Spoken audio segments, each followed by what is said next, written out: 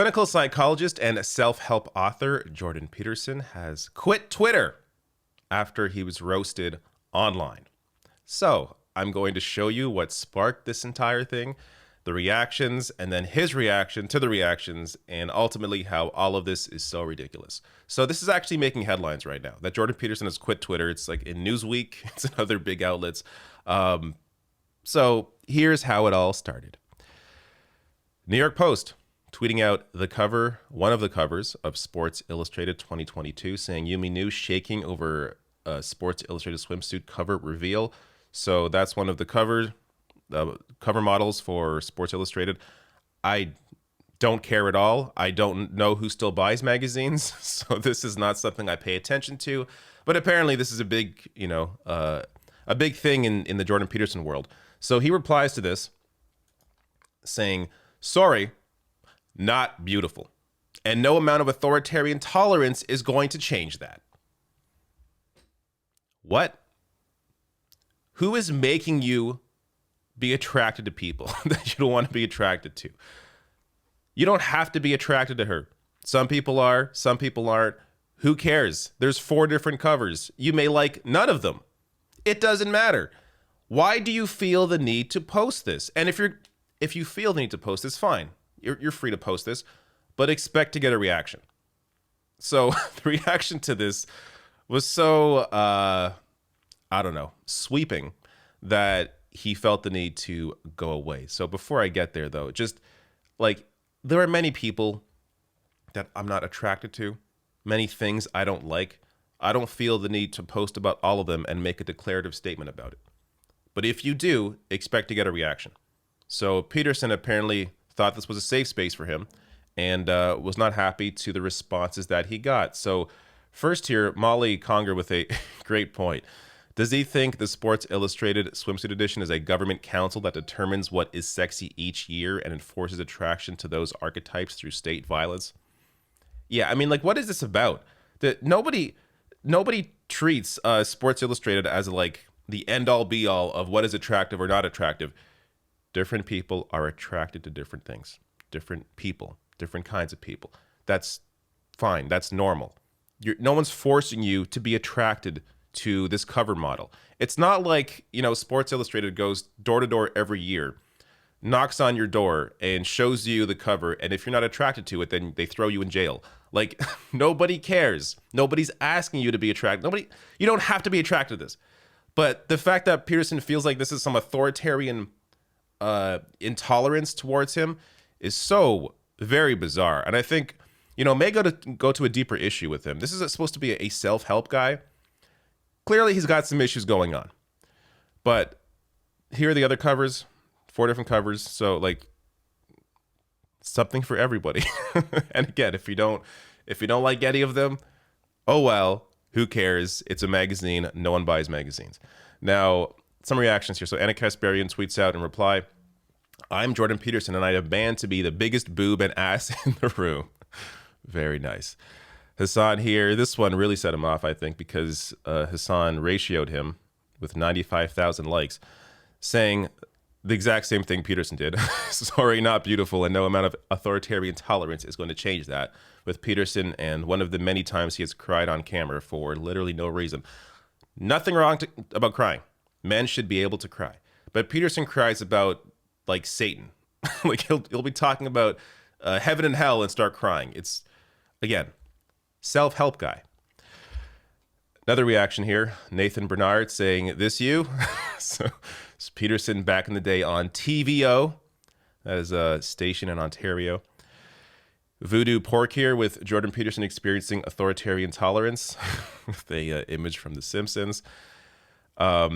One of Peterson's fans here, Ryan Scott, tweeted out, "Sheesh, Jordan Peterson, big fan here. I find my girlfriend with a body type like this quite beautiful.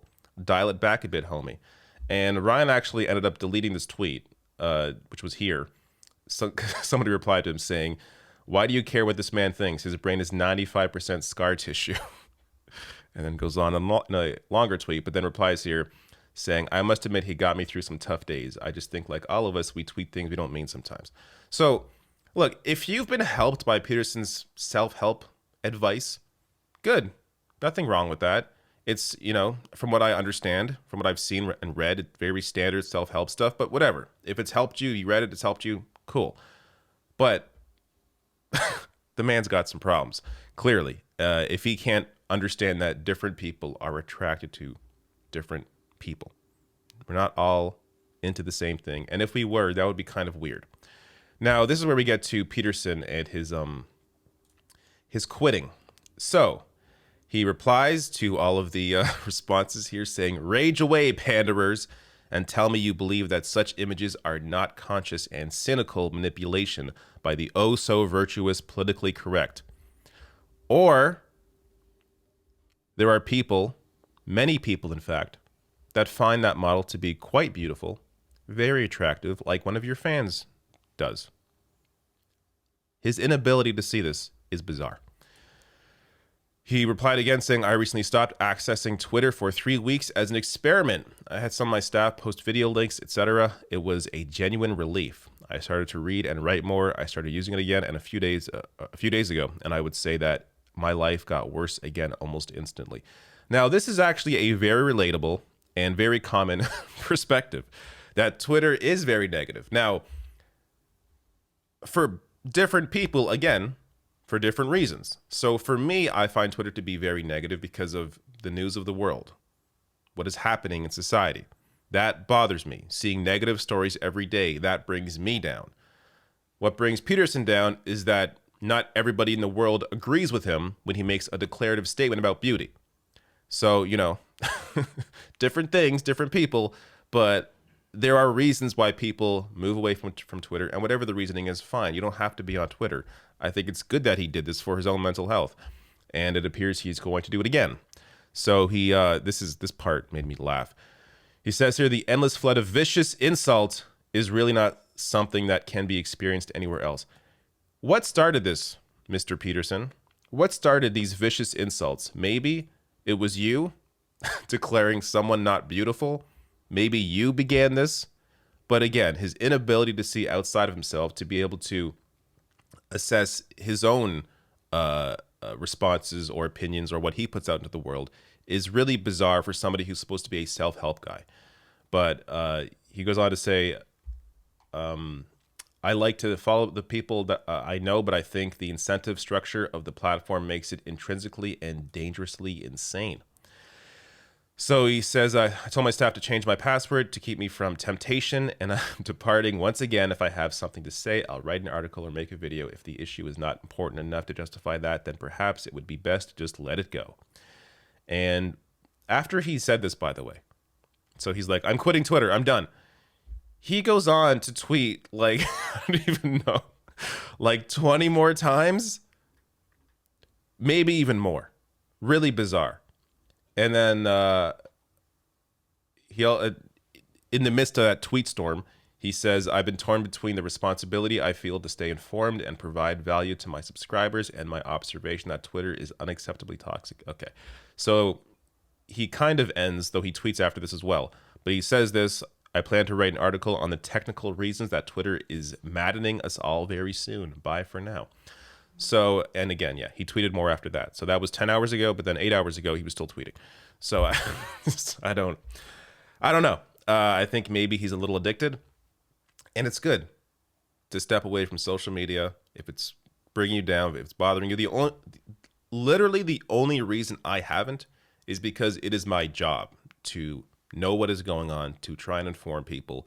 So Twitter for me is a very important resource for that, for research purposes. I don't tweet nearly as often as I used to. I just feel like I don't have as much to say anymore on Twitter. I save most of that for YouTube. But it's really weird to have somebody who is supposed to be self-help get so bothered by this, feel the need to comment on the cover of Sports Illustrated when magazines aren't even all that popular. There is no hive mind in terms of what is or isn't attractive. You're not outcasted for thinking she isn't attractive or for thinking this person's attractive, this person's not. Like, it doesn't matter at all. So the entire thing is just incredibly bizarre.